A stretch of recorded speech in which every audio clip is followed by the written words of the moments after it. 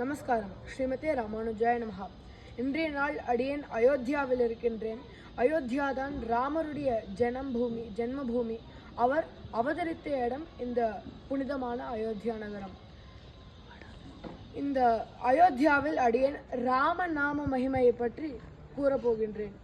முதலில் ராமநாமத்தை பற்றி அழகாக ப்ரீச் பண்ணவர் யார் அப்படின்னு பார்த்தால் சிவபெருமான் தான்.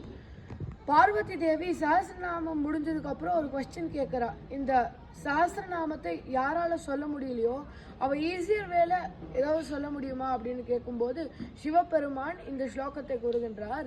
ஸ்ரீ ராம ராம ராமேதி ரமே ராமே மனோரமே சஹஸ்ரநாம தத்து துல்லியம் ராம நாம வராணனே.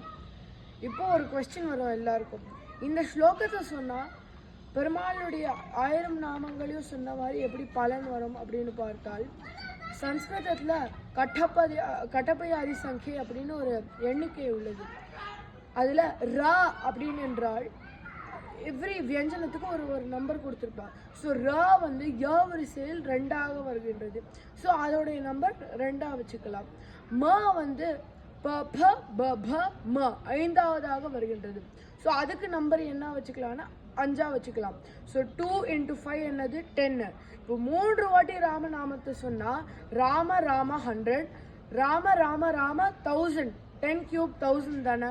அதுதான் பெருமாளுடைய நாமத்தை 1000 வாட்டி சொன்ன பலன் வரும் இந்த 3 வாட்டி ராமநாமத்தை சொன்னால். நெக்ஸ்ட் எங்க தெரியுது ராமநாம மகிமை இருக்கு அப்படின்னு பார்த்தால், அடியன் வந்து ஒரு ரேரான ஸ்டோரி எடுக்கிறேன். என்னன்னா, காஷி ராஜா வந்து ராமர் ஒரு யாகத்தை நடத்திட்டு இருந்தார். ஸோ அங்கே போறார். அப்போ நாரத மகரிஷி வந்து கூறுகின்றார், எல்லா ரிஷிகளையும் சேவி, அங்கே நிறைய ரிஷிகள் இருப்பா, எல்லாரையும் சேவி, ஆனால் விஸ்வாமித்ர ரிஷியை மட்டும் சேவிச்சிடாத அப்படின்னு சொல்றார். நாரத மகரிஷியே சொல்லிட்டாரு அப்படின்னு எல்லா ரிஷிகளையும் சேவிச்சுட்டு இருக்கார். ஆனால் விஸ்வாமித்திரன் மட்டும் சேவிக்கல. இப்போ விஸ்வாமித்திரர் கோபம் வந்து ராமர் கிட்ட போய் சொல்றார், அந்த காசிராஜனுடைய தலை என்னுடைய காலில் விழ வேண்டும், இன்னைக்கு சூரியன் அஸ்தமிக்கும் அதுக்குள்ள அப்படின்னு சொல்றார். இப்போ ராமரும் குரு வாக்கிய பரிபாலனம் அப்படின்னு அந்த காசிராஜனை போய் கொல்லலாம் அப்படின்னு பார்க்கிறார்.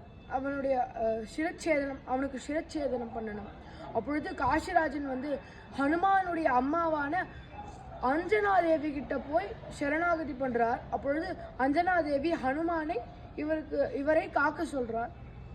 அப்போ ஹனுமான் வந்து சரையூ நதியில இறங்கி அவருக்கு பின்னாடி காசிராஜனை வைத்துக்கொண்டு ராம ராம ராம ராம ராம அப்படின்னு ராம நாமத்தை ஜபித்து கொண்டே இருந்தார். ராமர் வந்து இவனை சிரச்சேதனம் பண்ணலாம் அப்படின்னு வரார். இப்போ ஹனுமான் நிற்கிறாருல்ல அவருக்கு முன்னாடி. சொல்றார், ஹனுமான் இவனை சிரச்சேதனம் பண்ண வேணும் அப்படின்னு சொல்லிச்சு. ஹனுமான் கண்டுக்கல. அவர் ராமநாமத்தை சொல்லிகிட்டே இருந்தார். சரி, இவர் மேலேயும் அம்பு அடிக்கணும் அப்படின்னு அம்பு அடிக்கிறார் ராமர்.